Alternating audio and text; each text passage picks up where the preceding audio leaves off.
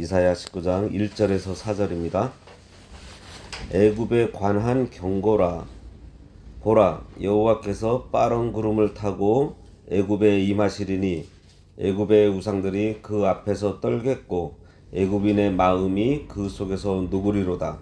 내가 애굽인을 격동하여 애굽인을 치리니 그들이 각기 형제를 치며 각기 이웃을 칠 것이요 성읍이 성읍을 치며 나라가 나라를 칠 것이며 애굽인의 정신이 그 속에서 쇠약할 것이요 그의 계획을 내가 깨뜨리리니 그들이 우상과 마술사와 신접한 자와 요술객에게 물으리로다.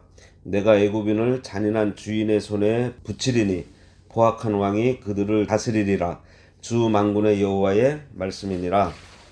오늘 말씀의 제목은 애굽에 대한 경고입니다. 오늘 말씀은 이방국가 10개국에 대한 심판 예언 중에서 7번째인 애굽에 대한 경고입니다. 18장에서 이미 언급한 바와 같이 이 예언이 선포됐던 시기에 애굽은 구스, 지금의 에티오피아죠. 구스 사람이 통치하는 애굽 역사에서 제25조 왕조 시대였습니다. 그리고 애굽 사람들이 구스 사람들을 몰아냈을 때 또 아수르 왕 에살핫돈에게 침공을 당하고 주전 670년에 아수르의 종속국이 또 돼요. 구스 사람을 몰아내고 나서도. 그러다가 애굽 전역이 아수르의 통치에서 완전하게 벗어나게 된 것이 주전 664년에 있습니다. 오늘 말씀은 이러한 애굽의 역사적 배경과 연관된 것으로서 그 내용을 살펴보면 애굽인들이 내란과 잔인한 군주들의 압제에 의해서 고통을 겪게 되는 내용이 있습니다. 교회사를 보면 애굽이 복음 역사에 상당한 기여를 한 것을 볼 수가 있어요. 애굽의 알렉산드리아 같은 곳에서는 일찍이 큰 신학교도 생겨서 복음의 증거를 위한 지도자가 많이 세워지기도 했습니다. 그리고 헬라 제국이 분열되었을 때 애굽을 지배한 셀류커스 왕조 때에는 구약 성경을 헬라어로 번역한 70인역 성경이 그때 만들어지기도 했어요. 이것은 신구약 중간 역사 기간에 있었던 일입니다. 그런데 애굽은 구약 시대에는 하나님의 사람을 타락시키는 장소로 자주 거론되고 있는 것을 볼 수 있습니다. 그래서 애굽을 세상을 대표하는 내용의 말씀들이 종종 있어요. 믿음의 조상 아브라함은 흉년이 들자 애굽으로 내려갔다가 자기 아내를 누이라고 거짓말하여 신앙적으로 큰 손해를 보고 돌아온 적도 있고, 그의 아들 이삭도 애굽으로 내려가려고 했을 때 하나님께서 가지 못하게 하셔서 안 간 것이지, 하나님께서 만일 권고하지 않았다면 애굽으로 내려갔을 것입니다. 성경에는 애굽으로 내려가는 것은 하나님을 의지하지 않고 세속을 의지하는, 물질을 의지하는, 또 땅의 것을 의지하는 것이라고 표현하고 있어요. 애굽이라는 말은 히브리 원어로는 미스라임이라고 하는데 검은 땅이라는 뜻입니다. 땅이 워낙 좋아 검은 빛을 띠고 있다고 해서 그렇게 부른다고 해요. 그리고 이집트의 지렁이가 농사에 그렇게 좋다고 합니다. 이집트 지렁이는 수직으로 1m까지 내려가서 땅에 산소도 공급하고 그곳에서 죽게 되면은 농작물에 둘도 없는 거름으로 사용되고 있다 그럽니다. 그리고 세계 목화의 주산지 중 하나가 이집트예요. 목화는 거름이 많아야 되는 작물인데 애굽 땅이 비옥해서 잘 된다는 것입니다. 그 이유는 나일강의 범람으로 퇴적물이 많이 쌓여서 농사짓기에 최상의 조건을 가진 땅이라고 합니다. 그래서 흉년이 들 때면 애굽으로 가자는 말을 이스라엘 사람들이 자주 했어요. 또 이때뿐만이 아니죠. 이스라엘의 역사를 보면은 출애굽하고 나서 홍해 앞에서도 그랬고 광야에서도 그랬고 계속 애굽으로 돌아가려고 했습니다. 애굽의 대표되는 우상이 송아지예요. 이스라엘 백성이 광야 시내산 아래에서 모세가 십계명을 받아갖고 내려왔을 때 뭘 만들어놨죠? 금송아지를 만들어놨습니다. 그런데요, 애굽의 물이 그때까지도 빠지지 않은 거예요. 그때는 한 출애굽하고 나서 1년 정도 되어 있을 때죠. 그런데 이들이 가나안을 들어가고 다윗이 통일을 하고 그리고 솔로몬의 통치가 있은 다음에 르호보암 때 북이스라엘과 남유다가 갈라지잖아요. 그때 북이스라엘의 여로보암이요, 뭘 만드는지 아세요? 저 북쪽과 남쪽에다가 송아지를 만들어 놓고 또 하나님이라고 섬기고 있습니다. 애굽의 물이 그때까지도 빠지지 않은 거예요. 그러면 그 물은 지금 빠졌을까? 여전히 안 빠지고 있다는 것입니다. 민수기에 보면 이스라엘이 애굽에서 종살이 하다가 가나안으로 가기 위해 광야로 나오다가 힘들 때 다시 애굽으로 돌아가자고 한 자들이 있었어요. 성경을 읽어보면 신앙이 약해질 때마다 찾는 곳이 애굽이었습니다. 그러니 애굽은 땅을 보고 사는 곳이고 가나안은 하늘을 보고 사는 곳이라고 할 수 있어요. 1절 보겠습니다. 애굽에 관한 경고라. 보라, 여호와께서 빠른 구름을 타고 애굽에 임하시리니 애굽의 우상들이 그 앞에서 떨겠고 애굽인의 마음이 그 속에서 녹으리로다. 애굽에 관한 경고라고 했습니다. 애굽의 쇠퇴에 대한 예언은 남유다에게 특별한 의미가 있어요. 왜냐하면 애굽은 남유다 사람들이 다른 민족의 침입과 여러 가지 위협에 직면할 때마다 의지했던 나라입니다. 애굽은 남유다에게 있어서 그 위치와 역할이 하나님의 지위에까지 이를 정도로 컸어요.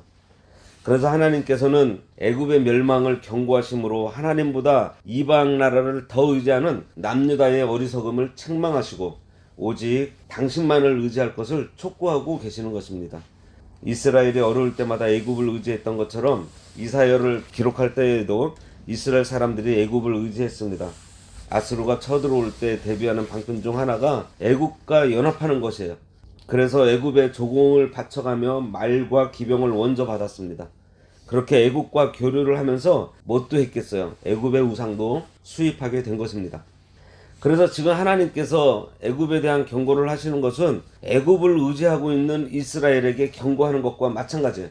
그러니 이 말씀은 하나님 의지하지 않고 망하게 될 애굽을 의지하는 이스라엘에게 경고하듯이 망하게 될 세상을 의지하는 오늘날 우리들에 대한 경고의 말씀이기도 합니다. 여기 경고라고 했는데 경고는 기회를 주기 위한 충고예요. 그러니까 멸망한다가 아니라 계속해서 우상 섬기면 멸망하게 될 것이니 조심해라, 이렇게 충고하고 있는 것이에요. 그런데 경고라고 하면 우리는 언뜻 듣기에 좀 부담이 되죠. 우리 야 너 경고한다, 주의한다라는 말을 듣게 되면 좀 주눅이 들어서 오히려 실수를 많이 하게 되는 경우가 있어요. 하지만 성경에서의 지적하는 것의 의미를 넘어서 듣고 깨달아 회개해서 하나님께로 돌아와서 하나님의 인도를 받으라는 것이 경고예요. 애굽에 대한 경고라고 하면서 보세요. 먼저 뭐라 그러죠? 보라고 하십니다. 이 말씀은 똑똑히 분명히 들으라는 말로 집중하라는 말이에요. 여호와께서 빠른 구름을 타고 애굽에 임하신다고 했습니다. 구름은 보기에는 하늘에 동동 떠 있으면서 정처 없이 다니는 아무 힘도 없어 보이지만 그 구름이 비로, 눈으로, 우박으로 변화해 내릴 때에는 굉장한 힘이 있습니다. 우리가 앞에서도 보았지만 하나님께서 일하시는 방법이 조용하지만 결과는 분명하다고 했어요. 그러니 이 말씀은 하나님께서 애굽을 징계하시는 데 있어서 신속하게 하시겠다는 것입니다. 애굽의 우상들이 그 앞에서 떨겠고 애굽인의 마음이 그 속에서 녹으리로다 그랬습니다. 하나님께서 치시는데 먼저 그 애굽의 우상부터 치신다는 거예요. 우상이라고 해서 꼭 어떤 신상 등 보이는 것을 섬기는 것만 말하는 것이 아닙니다. 성도들이 부처 앞에 가서 절할 일은 없잖아요. 성경은 탐심이 곧 우상 숭배라고 했어요. 무엇인지 모르게 허욕을 느끼는 것이 우상 숭배입니다. 하나님께서 주신 것으로 감사하지 못하고 현재의 형편을 감사하지 않고 욕심이 넘쳐서 조금만 더 하는 것들이 바로 우상 숭배하는 것이에요. 그런 사람은 거머리를 닮아서 계속 달라고 한다고 했는데 사람이 하나님의 은혜를 모르면 탐심에 사로잡혀가지고 가져도 끝이 없습니다. 애굽 사람들은 정말 회개망측한 우상들을 섬겼어요. 그들은 이도 섬기고 파리도 섬기고 개구리도 섬겼습니다. 출애굽기 10가지 재앙을 내릴 때에 나오는 것들이 애굽이 섬기던 우상들이었어요. 그래서 하나님께서 너희가 의지하는 그것들이 너희를 괴롭히는 것이라는 것을 깨닫도록 개구리가 나와서 괴롭히게 하고 이가 달라붙어서 괴롭히도록 하신 것입니다. 이들의 섬긴 우상이 어찌나 많았던지 우상들이라고 말하고 있어요. 이것저것 다 의지해봐야 만족하지 못한다는 증거 아닌가요? 성도는 주님 한 분만으로 만족하는 사람들입니다. 주님만으로 만족할 수 있는데 다른 것도 가져보고 바라보고 섬겨봐도 오히려 더 공허해지고 부족한 것 투성일 뿐입니다. 하나님 없이 돈 공부하면 번뇌와 갈증만 더할 뿐이에요. 하나님 없이 물질을 의지하는 것이 애굽이고요, 세상입니다. 애굽은 물질주의가 왕성했습니다. 하나님이 애굽을 치실 때 그들이 의지하던 우상들을 치시니 그 우상들이 떨고 애굽 사람들의 마음이 녹겠다고 지금 말씀하고 있는 거예요. 왜죠? 그들이 의지하던 것들이 무너지는 것을 보기 때문입니다. 돈도 무너지고 명예도 무너지고 내가 의지하던 자식도 넘어집니다. 하나님은 의지하지 않고 취미의 마음을 빼앗겨 자기 마음을 달래려는 것도 우상입니다. 하나님보다 더 사랑하고 의지하는 것이 우상 숭배하는 것이에요. 하나님께서 이것들을 다 제하여 버리시니 마음 둘 곳이 없어지게 된 것입니다. 오늘 4절까지 준비했는데요. 좀 하다 보니까 시간이 좀 많이 돼서 여기까지 하고 2절과 4절은 다음 시간에 전해드리도록 하겠습니다. 기도하겠습니다. 하나님 아버지, 우리 안에 알게 모르게 자리 잡고 있는 우상들을 제거해 주시기 원합니다.